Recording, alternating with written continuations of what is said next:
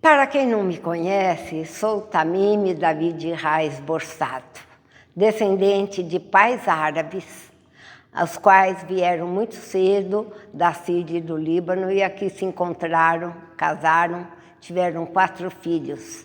Nasci na cidade próxima daqui, Pompeia, no dia 5 de março de 43. Se fizerem as contas, vão ver que eu já estou com os meus 80 anos.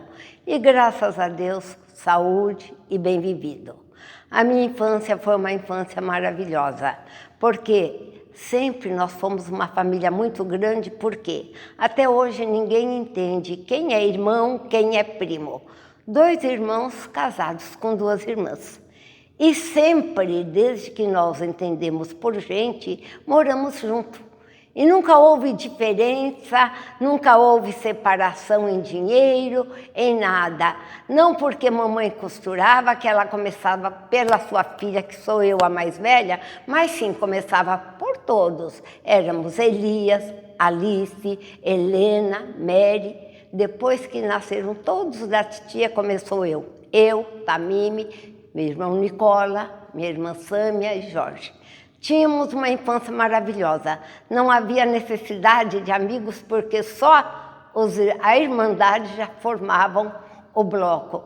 As manhãs eram maravilhosas, me lembro que nós morávamos, depois que nasci, nós viemos para Herculândia. Em Herculândia, papai tinha máquina de benefício, tinha um armazém e tinha um sítio.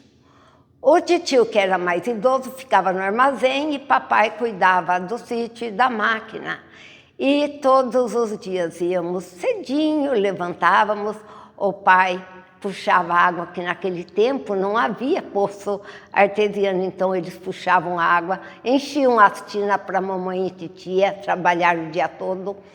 Acendiam o forno, ligavam, que era aquele forno caipira, aonde eles faziam o pão à noite, para de manhã enfornar e assar. Então, era uma vida muito em conjunto. A carne era difícil, não tinha geladeira para conservar. Eles faziam o modo como lá na Síria, no Líbano. Matavam o carneiro, passavam, cozinhavam na banha e deixavam em lata para alimentar durante meses. Acabando, voltava novamente. E nós tínhamos horário para tudo. Os pais, assim, a nossa mesa existe até hoje, é uma mesa de 3 metros que foi passando de geração em geração. Hoje se encontra na casa da minha filha, onde os netos estão também usando essa mesma mesa. Eles gostavam todos, na hora do almoço e da janta, sentados juntos. Isso eles conseguiram até a gente se emancipar, estudar, formar. Então, tínhamos uma casa muito grande em Herculândia, com quintal, com todas as frutas, aonde eles deixavam a gente brincar até uma certa hora. Chegava a tal hora, todos no banho, depois do banho não havia brincadeira. Mas sim, os pais sentavam em frente da casa e nós brincávamos de roda, de pique, coisas que não se sujavam. Então, era até tal hora, tinha horário para dormir, horário para levantar, e acontece que fomos crescendo e precisávamos estudar, porque nossos pais não queriam que nós tivéssemos a própria vida deles, de ficar labutando, trabalhando sem estudo, aprenderam por boa vontade a ler, escrever, conseguiram o que tinham de muitos esforços, porque vieram de lá apenas porque um dos tios disse que estava bem e iriam ajudá-los, mas na realidade pouco ajudou, mas aproveitou. Então eles resolveram por si só trabalhar e conseguir. E como fomos crescendo, precisava de estudo, e em Herculândia só tinha o básico. A Alice e o Elias foram internos no colégio salesiano dos padres e ela das irmãs. Aí começaram a vir os outros filhos. Como internar todos? Ficaria caríssimo. Então, o que papai fez? Ele comprou essa casa que existe até hoje na Caetés, 1248. Conforme íamos crescendo, vínhamos para cá estudar. Então eu vim para cá muito criança, chorei muito porque eu adorava Herculândia. Fui para o Colégio das Freiras, onde eu fiz o primário, o ginásio, a escola normal, porque antigamente era normalista, era escola normal, livre, Nossa Senhora Auxiliadora. Fiz o outro curso para pré-primário, para dar aula às crianças, e ali eu me formei muito cedo, com 17 anos. E tive a infelicidade desse ano perder meu pai de um infarto fulminante com 50 anos.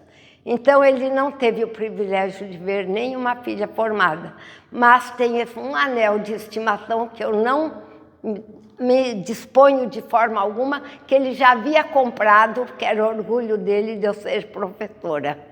Então, foi assim a nossa vida. Começamos a trabalhar muito cedo, por quê? A morte do meu pai foi uma morte que nos traumatizou muito, porque papai tinha máquina, tinha sítio, armazém, e como o tio era o mais velho, o que ele fez?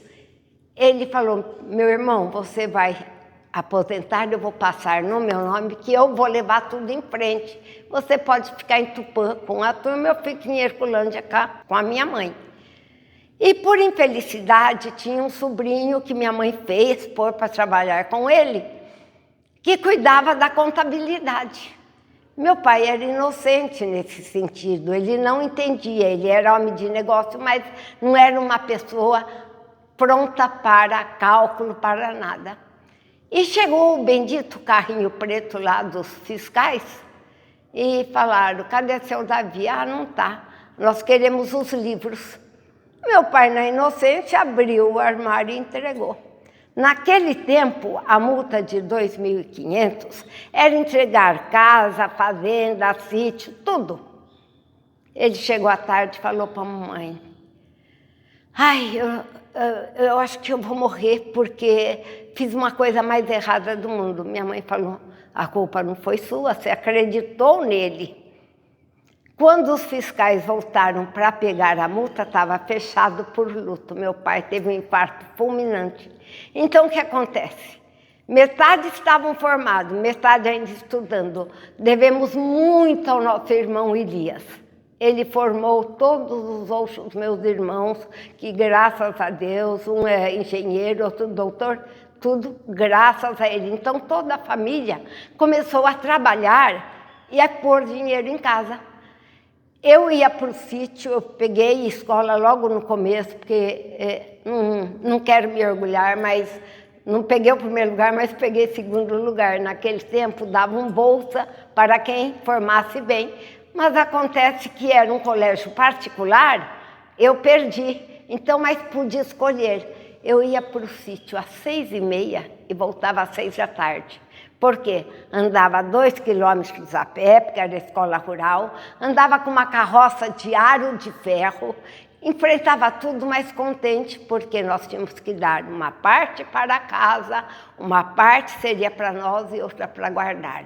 E assim nós fomos levando, formando todos os filhos e tivemos que fechar o que tinha e vir morar todo mundo aqui em Tupã, onde existe até hoje a casa na Caetés 1248. Fomos formando, fomos casando, cada um tomando seu rumo. Depois, logo em seguida, a perda do tio, que era o segundo pai para a gente, que conduzia. Se tinha que tomar ônibus 6 horas, ele que levava. Então, foi a continuidade do pai. Aí ficaram as duas, que também que com o tempo Deus levou. Mas eu, muito cedo, fui para o Colégio das Freiras. E como eu vim de Herculândia, de uma cidade pequena, onde lá a gente se considerava importante. Eram dos raios, tem isso, aquilo. Quando cheguei aqui, eu me senti uma formiguinha, porque era só filhinha de papai. E eu não sabia como sobressair, eu não queria ficar, você entende? Naquela forma de menininha que veio de uma cidade pequena. Eu comecei a me dedicar ao estudo. E era primeiro, segundo lugar, primeiro. Então, naquele tempo, as irmãs, chamada oral, quem vem? Eles, a Tamime. Eu ia, falava bonito, porque era uma forma de eu me entrosar e todo mundo falar, não, ela é inteligente, ela é isso. No tempo para poder, do ginásio para o normal, tinha tipo um concurso, um vestibular. E ai, meu pai ainda estava vivo nessa época, a felicidade prestou eu, Helena, Mary, minhas primas e Marília, fui a única que entrei. Eles falavam, mas não está errado. Não, foi ela que entrou. Então, era só alegria, mas foi muito pouca a alegria de meu pai, porque o ano que ele ia se sentir orgulhoso, ele partiu. E minha vida profissional foi sempre trabalhar, licionar. Além de trabalhar com escola, eu também fui uma das fundadoras da PAI. Eu trabalhei na PAI durante muitos anos. Ainda não era PAI, era Centro Pedagógico São Lucas. E eu devo isso a Marli Messas Pimentel, porque com o filho que também frequentava a PAI, então ela me convidou para trabalhar. E lá eu trabalhei muitos anos até fundar a PAI. Fui eu e a Laura Pereira, que Deus a tenha, já se foi, até falar com o doutor Nelson Seixas em São José do Rio Preto, que ele era o presidente nacional das APAIs, pedir que abrisse a PAI em Tupã. E foi concedido. E quando chegamos lá, que ele pede café, vem um dos filhos. Ele tinha 3 filhos, 3 crianças, problemas. E ele falou da beleza que era a PAI. Aprendemos sobre o método Bobat, tudo. Voltamos felizes e foi aberta a PAI em Tupã, que hoje ela é modelo. E eu me orgulho de ter trabalhado 14 anos na PAI. Fazia parte de terapia ocupacional. Além de trabalhar na PAI, trabalhar em escola isolada, eu também licionava à noite no ginásio, porque no meu tempo, como não havia muita faculdade, tinha o curso CADES do Malbatarran nas férias. E eu fiz e consegui o título para poder licionar História e Geografia. Então, aos 18 anos eu já trabalhava na Escola Comercial Buarque de Macedo. Então hoje eu me orgulho, eu vejo juízes, pessoas ilustres, inclusive Emílio Gimenez foi meu aluno. Olha quanta gente, o do Alib, teve Meireles, teve muita gente importante que passaram por mim no Colégio Buarque de Macedo. Mas não parou aí. Continuei trabalhando os 3 períodos até me casar. Ao casar, eu tive minha filha e meu marido não permitiu mais que eu trabalhasse à noite. Para mim foi um sufoco, porque eu sempre tive uma vida muito corrida e sempre adorei. E acontece que chegou um tempo que eu falei, não, eu tenho que continuar trabalhar, eu gosto, eu tenho filha, tenho quem cuide. E morava perto da maçonaria e teve o velório de um amigo e foi na maçonaria e eu fui.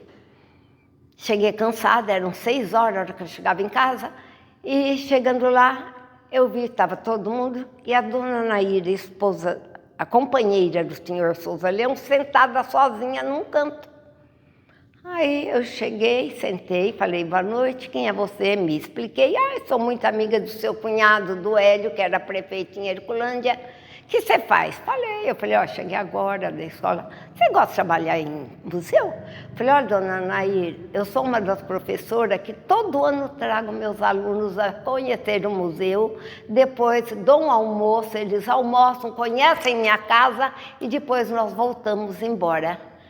Ela falou, eu estou precisando de alguém no museu, você gostaria? Falei, seria a maior felicidade. Mas sabe como você acha que é conversa de velório e acabou? Despedi tudo, porque sempre, devido à situação, ela era mulher de poucas colegas, poucos amigos e viviam fechadas ali. Agora, eu tive o prazer de conviver com o nosso fundador. Isso eu me orgulho de dizer que, com a minha idade, eu conheci e convivi com o fundador. Estava um dia em casa, cheguei cansada, toco o telefone. Você ainda tem interesse? É dona Nair de trabalhar em museu? Eu falei, tenho. Até amanhã, às 10 horas, você tem que trazer isso. e eu pertencia a Adamantina, a minha delegacia. Eu, com meu fusquinha, fui a Adamantina, trouxe os documentos, 10 horas, e entreguei na mão dela. Como eles eram assim, com então diretor na época, né? Ela pegou os documentos e comigo concorreu muita gente. A dona Nereide, que era doutora em História, mulher gerente de Banco de Brasil, a alta, a única humilde, coitada, era eu que estava ali no meio. Mas mandei o documento, falei, seja o que Deus quiser. No dia 1º de agosto, não esqueço, chegando da escola, toco o telefone. Tocou. Quem está falando? Falei, Itamime. Aqui é Dona Nair. Você está em pé ou sentada? Eu falei, eu estou em pé. Ela falou, então sente. Eu falei, por quê? Saiu o seu comissionamento com todos os direitos e trabalhar período integral para o Museu Índice Avanuíri. Falei, o quê? Ela falou, sim, amanhã você pode já tomar posse. Eu fiquei assim, boca aberta, de um dia para a noite. Tinha que dar satisfação aos meus chefes. Aí que eu fui ver o barulho que estava. A mulher do gerente de banco, brava, todo mundo queria saber por quê. A coitada que menos título tinha seria a minha pessoa. Mas eu entendi logo, porque seria a única pessoa que ela poderia comandar, que não iria fazer paredão a dona Nair, porque as outras eram todas pessoas muito intelectuais, a dona Nereide, professora, catedrática em História, tudo. Até, por sinal, ela era do conselho, ela se afastou, que eu achei que era por direito, era ela. Mas como a dona Nair era assim com Cunha Bueno, muita amizade, e ele vivia aqui, só pode ter sido, porque por título não foi nem nada. Foi assim que eu cheguei ao museu. E aqui eu fiquei de 80 até 87, quando eu precisei me afastar. 87 eu me afastei para aposentar. Aposentei. Em 88 aposentei. Agosto de 88. Aí estava em casa, tudo, a dona Lourdes que comandava aqui. Ela estava muito cansada, o pessoal judiava muito dela. Até esse auditório onde estou recebeu o nome Maria de Lourdes Correia Manzano, na qual eu tiro o chapéu para ela. Fez um trabalho maravilhoso, mas infelizmente o grupo que trabalhava aqui não dava aquele devido valor a ela e respeito. Ela foi em casa em 89, falou, vou prestar um concurso, Tamime, e vou ter que fazer um curso em São Paulo, mas eu te imploro, volta para o museu. Eu falei, não, acabei de aposentar, Lourdes, eu quero ficar um pouco em casa. Eu estava até lavando a cozinha, que ela chegou, ela chorou, falou, não estou mais aguentando, nem que for para você ficar sentada, volta para o museu, fica um pouco lá comigo. Me dá seus documentos. Eu falei, não vai sair nem nada. Ela pediu tanto que eu dei. Dei os documentos e continuei na minha aposentadoria. Ela foi para o curso, levou meus documentos, acho que apresentou logo de início, porque no último dia do curso, ela volta, mas volta o quê? Num caixão morta. Ela teve um infarto fulminante em São Paulo. Aquilo me doeu muito, porque foi a época que ela conseguiu, que ela não queria se efetivar de medo de perder o museu e eu tomar o lugar. Eu falava, Lourdes, eu te prometo que se você efetivar, eu tiro o meu comissionamento, você fica aqui. Mas, olha, é muito importante que você faça a sua escolha. Ela não fez. Por sinal, sobrou vaga, chamaram ela de novo. Aí eu falei, dessa vez você vai escolher, vai se efetivar. E se efetivou. Foi o que ela deixou para o marido da parte dela. Porque nós aqui no museu, até 80, nós passamos por todas as instituições. Inclusive, foi em 2008, sabe o que aconteceu? Houve assim, mandar todo mundo que trabalhava pela secretaria, que era comissionado, embora. E mandaram também, eu que trabalhava aqui. Mas se eu saísse, o museu podia fechar. A senhora quer ficar, mas não vai receber. Eu trabalhei de janeiro a agosto, sem receber um tostão, para não fechar esse museu. Porque eu já passei a amar isso daqui, a gostar disso. Aí eu conversei com a prefeitura, nesse mês, uns dias antes de eu ser chamada, falou que iria me registrar, pediu minha carteira, mas só a mim. E eu tinha segurado a Odete, que era a companheira inseparável, era uma irmã que trabalhava comigo. Eles falaram que não, que só a mim. E iriam me pagar 2.000. Eu falei, não, eu não posso de jeito nenhum, que eu segurei ela até agora falar, não, eu vou ficar, você vai embora. Eu fui e falei, esse 2.000 que vocês vão me pagar, vamos reparta, um para ela, um para mim. O meu marido falou, mas como, você não ia ganhar 2.000? Eu expliquei para ele, falei, eu tinha certeza, falei, eu não deixaria a Odete de forma alguma, eu seria injusta deixá-la e só eu ficar aqui.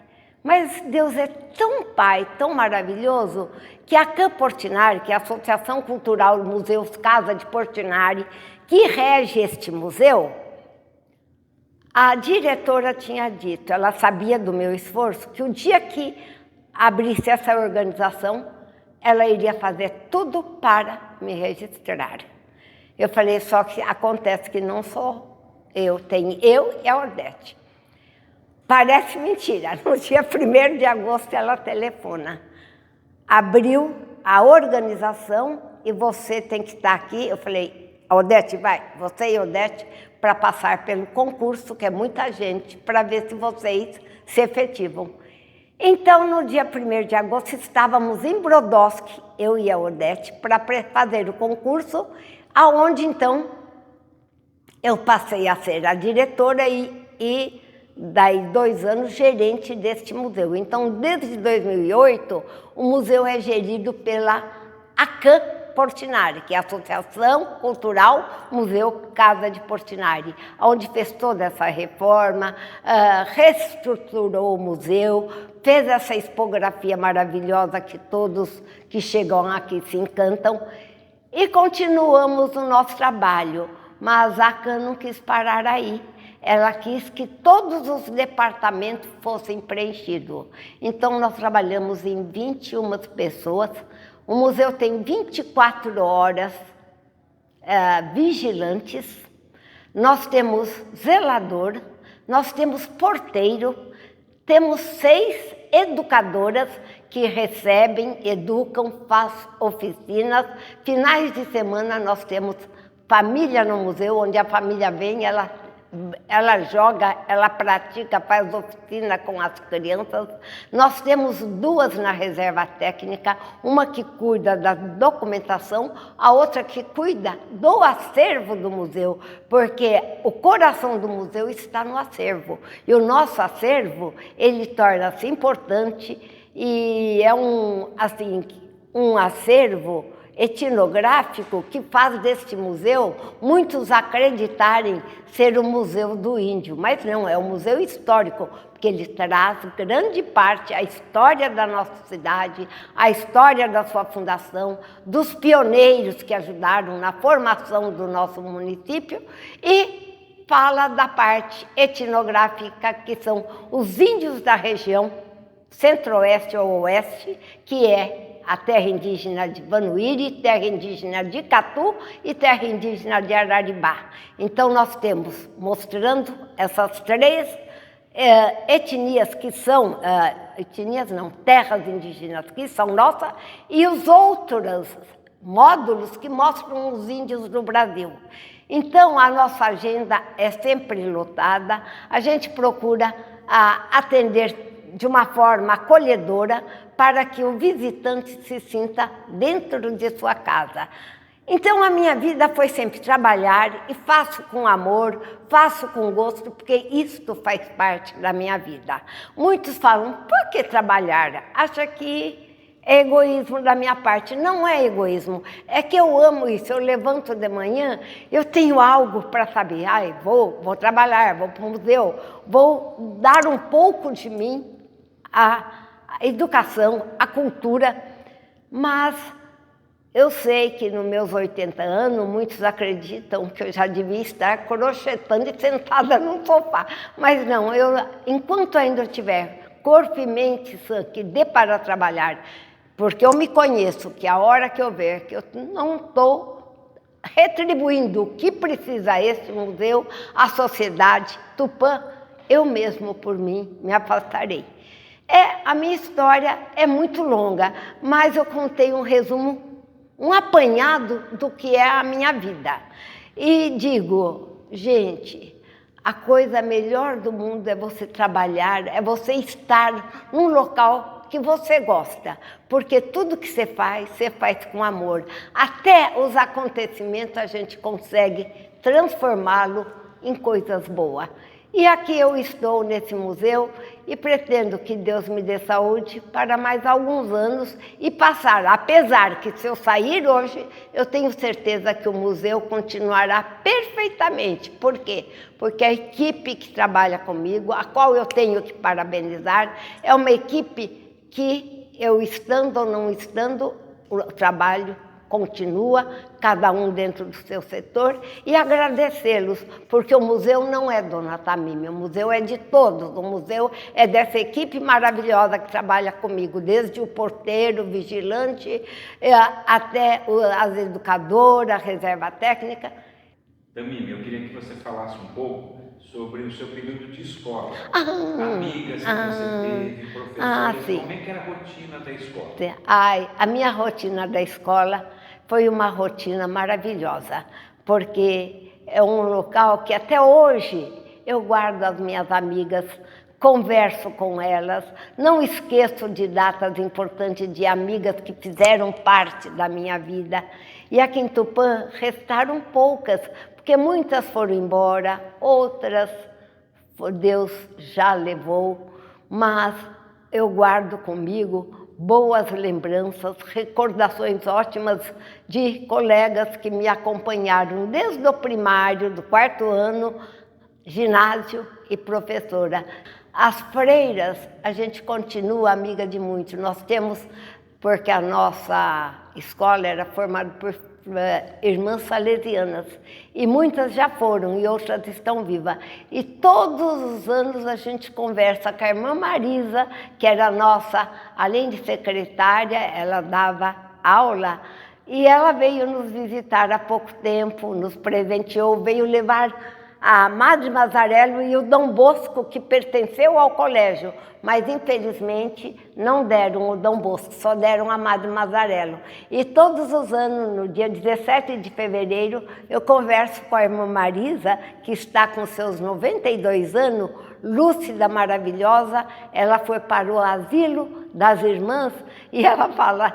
Se você ver as cartinhas que ela me manda, ela fala, Tamimi, olha, eu não estou trêmula, olha a minha letra, eu estou perfeita, mas eu só não me conformo de ter me colocado no asilo das irmãs, que ela queria estar nativa. Disse que está fazendo a tradução de um livro de 200 folhas do italiano para o português. Então, essas irmãs, elas nos deram uma instrução tão perfeita, completa, porque antigamente ser normalista é sair pronta para a vida. E no Colégio das Freiras a gente aprendia desde a culinária, tricô, crochê, aprender a fazer remendo. Olha, tudo que tinha aqui uma pessoa para estar pronta para casar, tem até a música Minha Linda Normalista, não pode casar ainda, só depois que se formar, porque realmente você saía pronta para a vida. É uma pena o Colégio das Irmãs ter fechado. Quando saímos em desfile, era a cidade toda saía para a gente ver, uniformizada, de boina, de sapato colegial, meia, saia preguiada. Era um tempo maravilhoso. Era um tempo que você chegava na segunda-feira com as mãozinhas, quando ia de esmalte, fechada. A irmã Nair falava, mostra a mão. Não tinha acetona, tinha que tirar com gilete, porque não podia. Então era tudo muito perfeito, tudo. Nós tínhamos aula de orfeão, de canto, de solfejo, dodô, ré, dodô, fá, tinha que saber solfejar. Quer dizer, que escola, mudou tudo. Então, quando eu conto para os netos como foi a minha educação, eles dão risada, porque não acreditam. Não existe mais essa educação integral. É uma pena o Colégio das Irmãs ter saído e dos padres salesianos daqui de Tupã. Também me fala um pouco mais da formação da sua família. A minha história de casamento é muito engraçada. Eu namorei um moço muitos anos, e foi como toda moça, cheia de ilusão, tudo, e infelizmente não deu certo. Eu continuei trabalhando, vivendo minha vida, e tomava ônibus para ir licionar, porque a minha escola pertencia para Arapuã. E eu tomava ônibus ali na avenida, perto de um lava-jato. E um certo dia, eu levei minha sobrinha, e não tinha, eu falei, meu Deus, tem que comprar as coisas para levar para ela. Fui no supermercado que tinha ali perto, Borsato. Cheguei lá, falei bom dia, peguei as coisas, isso, aquilo, ele falou bom dia. Eu não conhecia o meu marido, nunca tinha visto, ele estava viúvo. Aí fui para o sítio, voltei tudo, e ele ficou encucado comigo. Ele sabia que eu era sobrinha de um tio que era vizinho meu. Ele chegou para o meu tio e virou e falou, olha, veio uma mulher, perguntou de uma sobrinha sua que é professora, que toma ônibus, onde ela morava, ela queria saber para ir lá e eu não soube explicar. O meu tio inocente deu todos os detalhes. Naquele tempo a gente sentava na varanda, conversava, não é como agora, que você hoje em dia, nada. À noite a gente saía, fazia fute, não é do seu tempo, é do meu tempo. Aqui o Cine Tupã, que foi Cine Riviera, depois, em frente dele o calçadão era em madeira. E ficavam os homens dos lados e as mulheres, uma dando o braço para a outra, para lá, para cá, andando. E ele disse que me via, mas nunca conseguiu aproximar. Aí quando ele deu todos os detalhes, eu ia saindo para ir para a Pai, eu via essa perua Kombi passando e me acompanhando. Eu cheguei na Pai, trabalhei, entrei tudo. Quando chegou a noite, toco o telefone. Assim, não sabia nem meu nome. Explicou quem era, deve ser a Tamime. Aí eu atendi. É você que trabalha, que pega assim. Aí ele falou, eu sou o Borsato. Borsato? Falei, quem é? Aí ele explicou quem era. Falei, sim, sim. E ficou nessa conversa. Dia 8 de dezembro, lá em Parapuã, é feriado, porque era o dia do santo do dia. E como eu tinha perdido meus pais, eu costumava ir no cemitério. Ele ia saindo e eu ia entrando. Ele falou, bom dia, professora. Falei, bom dia. Passou. Aí outro telefonema. Aí ele se explicou quem era, que queria conversar comigo. Eu falei, tudo bem. Aí estávamos, ele marcou hora, em frente de casa, foi, conversamos. Ele explicou que tinha filha, que uma era casada e tinha outra que estudava. Eu falei que eu era solteira, falei da minha idade, falei que trabalhava o dia todo. Aí ele disse que tinha muito interesse em mim, que se podíamos conversar. Falei, tá. Depois de uma semana, ele me chega e fala, ele tinha uma namorada muito rica, que abatia bois, mas ela tinha filha, ele tinha filho. Ele consultou a família falou, você tem que pensar bem, ela é solteira, uma moça que todo mundo conhece, bons princípios. Então tínhamos terminado uma semana. Ele toca o telefone e põe uma música lá daquele tempo lá, acho que Carlos Galhardo, para ouvir. Sou eu. Falei, o quê? Você vai falar que terminou uma coisa que não começou? Ele falou, não, estou decidido, eu estou interessado em você. Isso era já 15 de dezembro. Tá bom, voltamos. Aí ele falou, olha, eu quero ser sincera, eu quero casar, tenho uma filha e preciso ter alguém em casa. Falei, olha, eu trabalho o dia todo, filho, eu não vou poder ficar em casa só à noite. Não, mas assim mesmo, toda a família opinou por você, eu quero casar com você. Isso foi em dezembro. No dia 24 de abril, bem, eu estava subindo no altar casando com... Foram 36 anos de felicidade. Que homem que só faltava adivinhar meu pensamento. Um italianão, de uma inteligência, não tinha estudo, mas eu tinha que perguntar as coisas para ele. Não perdia um repórter, sabia da situação política, social da cidade. Então foram 36 anos de felicidade. Tive uma filha com ele, a Karime, a qual segue minhas pegadas. Ela é do RH da Unesp, tem dois netos lindos e tenho netos por parte dele e bisneto, que são 3 bisnetos.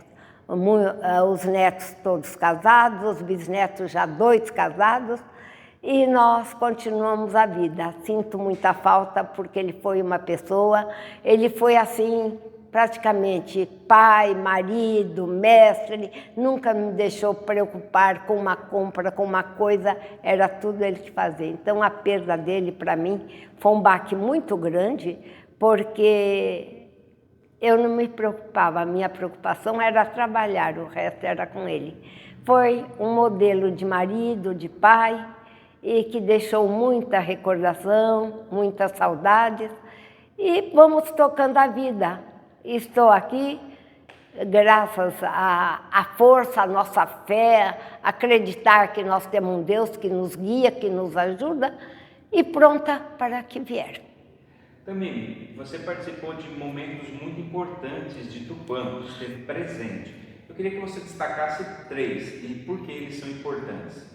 Eu participei do tempo em que a Semana do Índio era comemorada aqui em Tupã e que nós levávamos um bolo de não sei quantos metros à aldeia Banuíri, onde lá nós fazíamos, agora não é aldeia, é terra indígena Banuíri, onde lá nós festejávamos com os índios esse bolo, a bebida, era assim comemorada com desfile na rua a Semana do Índio. Era assim, coisas importantes, onde a cidade inteira saía para ver a Semana do Índio, o Dia do Índio, o índio participando, o índio na ativa na nossa cidade. Coisas que vão se apagando e que fica na memória através os documentos que nós temos, das fotografias que nós temos. Outro fato importante que eu nunca me esqueço, eu ainda era nova, eram os carnavais de Tupã. Era a época mais linda de Tupã, aonde estudante, universitário, as empresas, todo mundo participava. Aqueles carros alegóricos onde passavam disputando qual era o melhor, onde as ruas ficavam abarrotadas. Era um período que a gente via, isso eu posso comprovar, que meus primos que estudavam em São Paulo deixavam São Paulo para vir passar carnaval em Tupã. Então, era o carnaval, podemos dizer, do interior, um dos melhores. Até as morenas do Sargentelli vieram a Tupã. Então, as nossas escolas de samba, sem esquecer a imorredora Tia Zefa, que saía com as suas baianas. Então, são fatos que a gente guarda e não se esquece. E que temos saudades desse tempo, que está, às vezes ficam adormecidos, depois a gente levanta através de mexer no acervo, que a gente mexe sempre, e encontra esses álbuns e fala, que coisa mais linda. A gente via jovens desfilando, famílias inteiras, todo mundo vestido a caráter, os blocos, famílias inteiras de bloco na rua. Então, me traz muita saudade também o carnaval. E outra, o Tupã daquele tempo que ainda descia 2 companhias aéreas, onde tínhamos a Sambra, onde nós tínhamos a Matarazzo. Então, esses fatos históricos que haviam em Tupã e que fazia Tupã ser Tupã não é a cidade perto de Marília, era Tupã. Então traz muita saudade. Eu peguei Tupã da década de 50, que eu estou aqui em Tupã. Então, aonde eu morava, ali onde é o posto, era tudo mato. Eu peguei uma Tupã que ainda era para ser desbravada, e aquilo crescia, era gente que chegava. Ah, como eu adorava ver o trem chegar e sair. Andei de trem, andei de trem de luxo que chegava a Tupã. São tantos os fatos que eu participei que ficam na memória, que se a gente for relembrar, dá saudades desse tempo. É uma saudade gostosa, onde você saía com seus filhos, você não tinha medo de nada, as portas eram abertas. Eu lembro que a colônia árabe era muito grande aqui em Tupã e tinha, entre os árabes, fala sahri. Sahri quer dizer encontro de noite para bater papo. Então, cada semana encontravam a colônia numa casa, ali serviam-se o chá, uma bolachinha, trocavam todas as ideias, falavam na língua e as crianças brincavam até 10 da noite. Aí cada um. Na outra semana era tudo isso acabou, só ficou na memória. E eu tenho saudades desse tempo. Era um tempo bom, onde você podia contar. Eu lembro na morte do meu pai, todo mundo que ajudou, todo mundo queria trazer as coisas, levaram para dormir. Então era assim uma amizade verdadeira, não é amizade de ir rezar e ir embora, não, de ficar ali com você, dar apoio durante uma semana, o que precisava. Então são tantos os fatos, Rogério, que você iria cansar de ouvir. Fatos importantes que no momento a gente está citando por cima, mas Tupã me deixa muito. Do passado eu tenho muitas saudades, porque eu posso dizer com conhecimento que eu vim criança e hoje com 80 anos eu acompanhei o crescimento da nossa Tupã. Acompanhei árvores que foram plantadas que hoje são gigantescas. O asfalto passar que não tinha asfalto. No mês de maio a gente tinha que assistir missa no Colégio da Freira, o mês todo para o carneirinho subir, a gente está perto de Jesus. Então os pais levavam a gente até lá, porque era escuro, tinha ainda lugares mato, tinha assim, não eram todas casas, então tinha lugares desabitados. E eu fui acompanhando, hoje eu vejo onde era mato, são casas, construções, prédios que nunca tivemos na minha época. Então, Rogério, muita coisa você fez eu relembrar que estava adormecida, mas eu adoro falar de um Tupã do passado e espero que esse passado esteja agora no presente. Levante e fala, vamos Tupã, porque eu amo essa cidade faz parte da minha vida e parte do meu coração. Tamimi, para a gente encerrar, se alguém dissesse para você, ou se aquele dia que a dona Nair falou que ia arrumar um emprego para você no museu, que a sua vida ia estar ligada ao museu e que a sua vida ia estar ligada a contar a história de Tupã, você iria imaginar?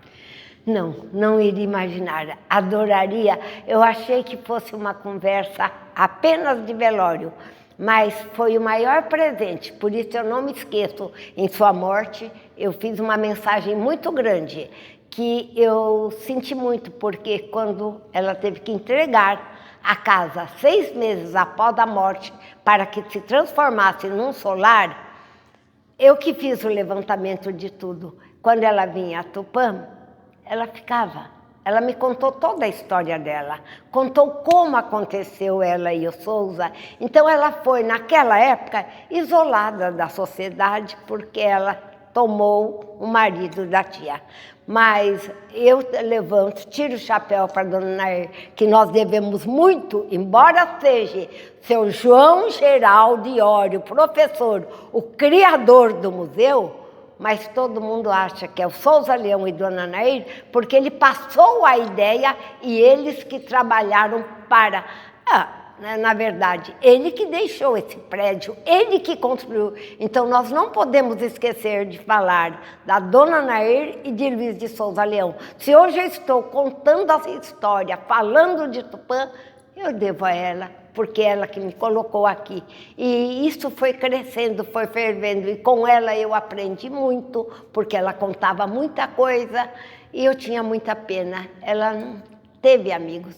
A amiga dela era a Dona Isidora, a mãe do Carlos Messas, que morreu, e a Dona Irma, mais ninguém. E com a partida delas, então, era a minha casa, que ela ficava. Então, eu tenho muito que agradecer a Dona Nair. E se eu conheço a história, conheço parte da vida do Souza, eu devo a Dona Nair Guedini. E para mim, foi um presente de Deus ter conhecido, porque é difícil, na nossa época, a gente conhecer um fundador. Ele era um homem visionário, um homem de um conhecimento, de uma capacidade, que ele, se fosse pedir ajuda, ele te ajudava. E assim ele fez com muita gente. Então, eu quero agradecer e dizer que tudo que eu estou falando aqui, eu devo muito a eles. Não é nem a faculdade, nem a nada, mas sim ao conhecimento, à conversa, à vida prática. E eu me sinto muito orgulhosa de poder falar da nossa Tupã, uma cidade que mora no meu coração. Porque Tupã, eu praticamente não nasci, mas me sinto filha de Tupã e vou morrer nesta cidade, Tupã. E falando da nossa cidade, o quanto nós devemos a Tupã.